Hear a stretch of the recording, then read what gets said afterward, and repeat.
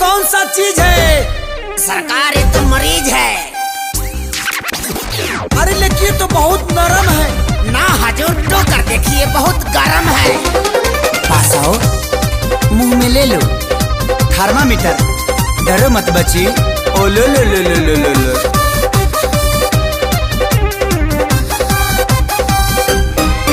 देह को रतनी थी काहे? बोला होता कैसन फील? कैसे बताई? देह को रतनी ढील, बोला होता कैसन फील? चोट गहरा बमल हम पोत जा जी आइए ना, समझ सुलझाइए ना। बच्ची आला से भाला हो जाएगा। आवाना लौटी जा, आवाना लौटी जा, आवाना लौटी के तू लहे लहे भूत जा। आवाना लौटी जा, आवाना लौटी जा, आवाना लौटी के तू लहे लहे भूत जा।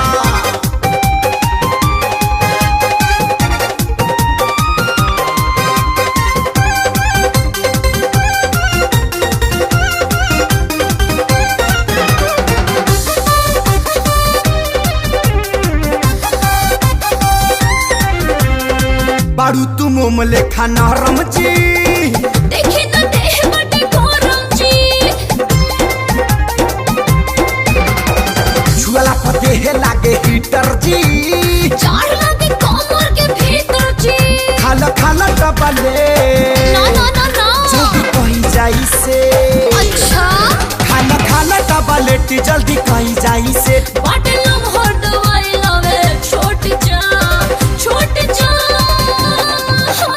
तनी पास आइए ना, हाथ से दवा खिलाइए ना। तो मुँह बाइए ना। आवाना लौट जा, आवाना लौट जा, आवाना लौट के तू लहे लहे भूत जा। आवाना लौट जा, आवाना लौट जा, आवाना लौट के तू लहे लहे भूत जा।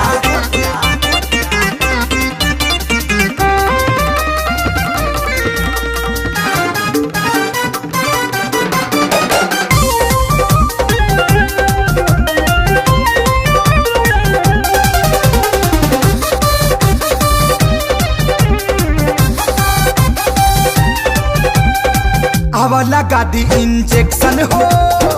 ना ना ना कॉफी रिएक्शन हो।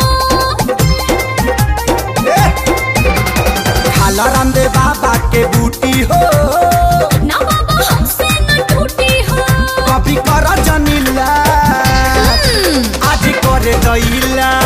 कर दीजिए ना। कभी कर जनीला जी, आज करे द इलाज। सूती कपड़ा भेजा के माथा तोप जा तोप जा। टॉनिक पिलाइए ना, टॉबलेट मत खिलाइए। बहुत महंगा है, बड़ी मार मारेंगे। चुप। आवाना लौट जा, आवाना लौट जा, आवाना लौट के तू लहे